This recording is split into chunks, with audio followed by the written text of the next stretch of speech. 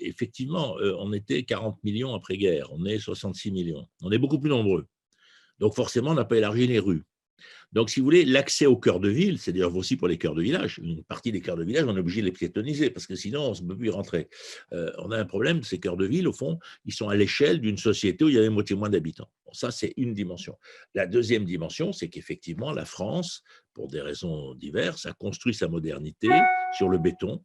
Et effectivement, elle l'a construit autour effectivement d'une culture qui est d'ailleurs structurée par les lotissements, qui est structurée par les bâtiments HLM, qui est structurée par les supermarchés en béton, par les ronds-points.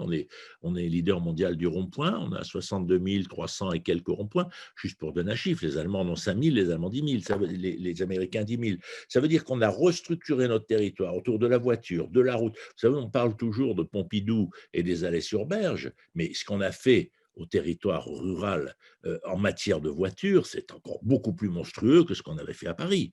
Parce que si vous voulez, nos villes sont complètement entourées. Prenez Épinal, par exemple. On est entouré, mais Dijon, on est entouré d'un système autoroutier avec des ronds-points partout, comme si toutes les villes allaient avoir 500 000 habitants bientôt. Donc en plus, on a pensé large en termes d'agrandissement, qui a quelque part beaucoup. Je veux dire, la ville historique est un petit machin au milieu de cet immense ensemble qui consomme énormément d'espace, où l'espace est peu densément utilisé, où les bâtiments administratifs ou industriels sont éloignés des uns des autres, où il y a des grands parkings, etc.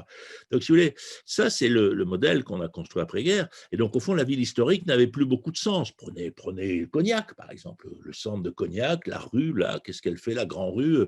Alors, c'est marrant parce que vous avez à 30 km, je crois, Saintes, qui marche relativement bien, parce qu'ils ont su garder une certaine forme de vitalité, de cohésion urbaine, de qualité du commerce. Vous voyez, alors que c'est des villes qui ne sont pas radicalement différentes. Donc, ça montre aussi qu'il y a eu des stratégies et des politiques.